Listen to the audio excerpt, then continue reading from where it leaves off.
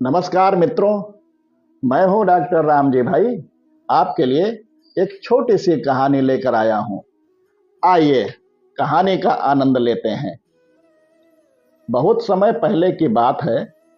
एक छोटे से गांव में एक ईमानदार लकड़हारा अपने पत्नी और दो बच्चों के साथ रहता था। वह अपने छोटे से परिवार के भरण पोषण के लिए प्रतिदिन पेड़ से सूखी लकड़ी काटने के लिए आसपास के जंगल में जाया करता था। वहां से ढेर सारी सूखी लकड़ियां लेकर गांव वापस आता और पैसा पाने के लिए उसे पास के बाजार में जाकर लकड़ी के एक बड़े व्यापारी को बेच देता था।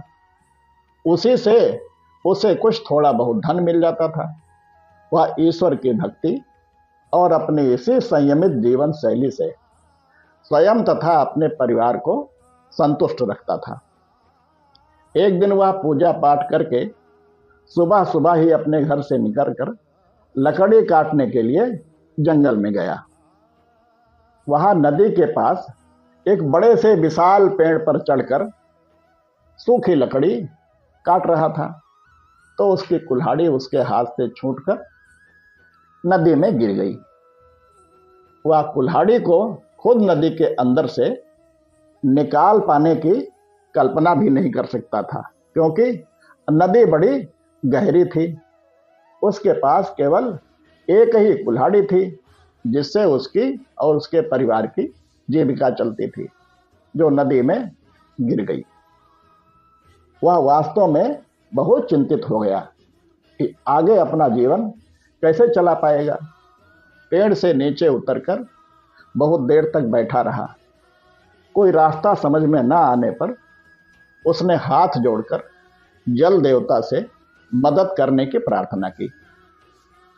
उसकी भक्तिपूर्ण प्रार्थना सुनकर जल के देवता नदी से ऊपर निकलकर उसे दर्शन दिए। जल देवता के दर्शन पाकर लकड़हारा भाव विभोर होकर रोने लगा। इस तरह लकड़हारे को रोते हुए देखकर जल देवता ने पूछा कि भाई, क्यों रो रहे हो? तुम्हें क्या चाहिए? बिना संकोच के हमें बताओ।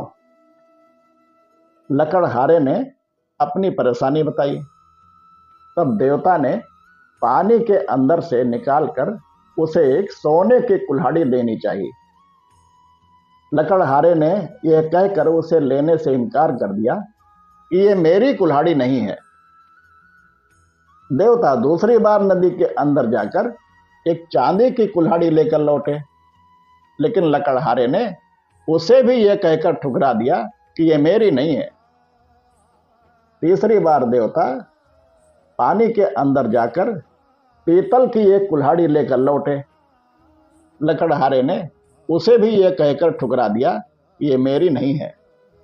इसके बाद जल देवता पानी के अंदर जाकर लोहे की कुल्हाड़ी लेकर लौटे, तो इस कुल्हाड़ी को लकड़हारे ने सहर्ष स्वीकार कर लिया। ये देखकर जल देवता उस लकड़हारे को सोने, चांदी और पीतल की तीनों कुल्हाड़ी आशीर्वाद के रूप में उस लकड़हारे को रखने के लिए कहा, क्योंकि वह उसकी ईमानदारी से जल देवता बहुत प्रसन्न थे। कहानी आपको अच्छी लगे तो लाइक करें, अधिक से अधिक लोगों तक शेयर एवं सब्सक्राइब करें तथा घंटी अवश्य दबाएं। अगली बार फिर किसी नई कहानी के साथ आपसे भेंट होगी। तब तक के लिए सभी को नमस्कार।